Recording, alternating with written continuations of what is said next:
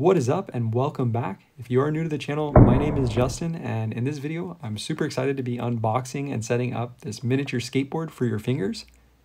And this is from the company Teak Tuning. It is definitely not your standard finger skateboard or tech deck. This is a limited edition 1 of 10-year anniversary board to when the company was founded.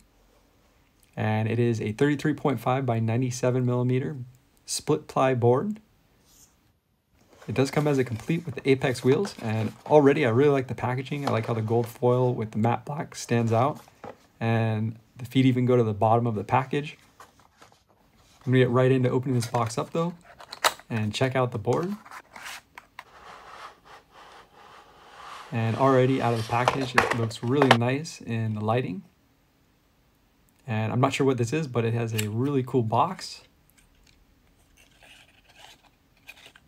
And it looks like it is a really fancy file, maybe like diamond encrusted or something. This thing is crazy. And I just noticed it actually has a Teak Tuning logo engraved in the handle. That is super cool too as well. Love all the small details. And the board itself looks super clean. And it's kind of hard to pick up on the camera, but I'm going to try and zoom in. And the side plies look really nice, especially in person.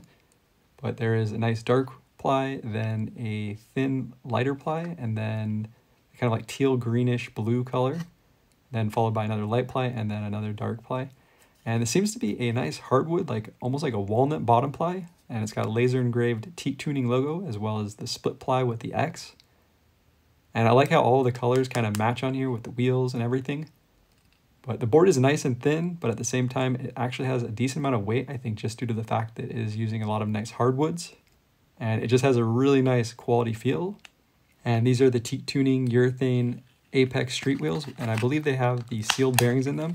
They're a lot quieter and a lot smoother than the Ultra Spin. However, the Ultra Spins have a little bit better free spin time. This is definitely a lot higher quality than their kind of like $20 setups. If you've been following the channel for a while, one of my first setups that I got, it was a nice wooden finger skateboard with bearing wheels, was from Teak Tuning. It was the wave board, and it's actually one of the first longer videos on this channel if you want to check it out. I decided to cut out an X design into the bottom of the grip tape to match the bottom ply. And I thought it'd be really cool to keep the 10-year anniversary or the Roman numeral X going throughout the board. And I came in with just a pen, kind of sketched out the design, and I'm coming back in with a hobby blade to cut out the final design. And a lot of people ask me what the mat is on my desk. It is a self-healing cutting mat, and a lot of hobby places and art stores just call them cutting mats, but they're great for hobbies where you need to use like hobby blades and cut things out, and you don't want to damage the desk below. There are a bunch of different versions of these mats, but the one that I have I really like because it has a bunch of tools for measuring different angles, as well as a grid that is really handy for getting straight lines and 90-degree angles as well. And they also come in a variety of sizes. The one that I picked up is a 12 by 18. I also get asked if it has any benefits for fingerboarding, and in my situation, I'm on a glass top desk that is really slippery, so it actually gives a little bit more grip than the glass top, and also just the added protection. And I would definitely recommend, if you think about getting a mat like this, more specifically for fingerboarding, go with the, at minimum, the 12 by 18 that I have, or go with the larger size that they have. If you want to check the one that I have out, I'll put a link in the video description below. Peeling off the grip tape backing is usually pretty satisfying, but this one I want to be extra careful not to tear the design or stretch it in any way. Keep it as clean as possible.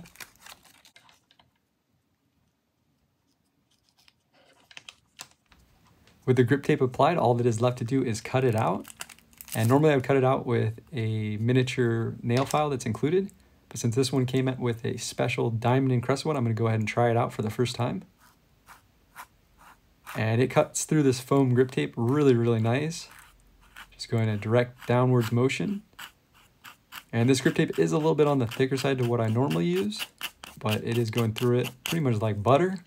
And I'm going to stop talking for a bit until I file the rest of this out and appreciate the fingerboard grip tape ASMR.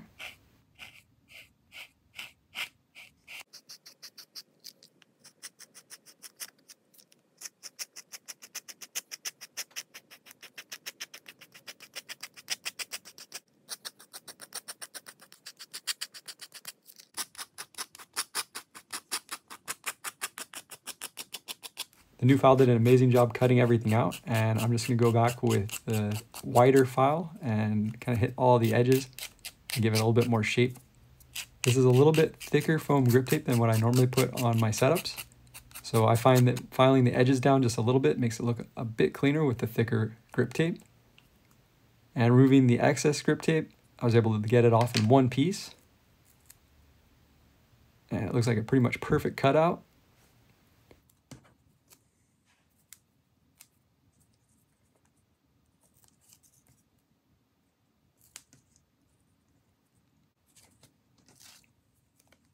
And a trick that I like to use to get the extra foam grip tape off the sides of the board and the top of the board after filing it down is just using a small piece of clear tape and lightly dabbing. You can also use Scotch tape as well. But this board looks super clean all together. And it has a really nice weight to it. I normally use a little bit thinner grip tape, but overall this is a really nice looking setup, I think, all together. And I like how the X came out a lot. And I'm really happy that I put it in the middle of the board so it doesn't get in the way of any tricks.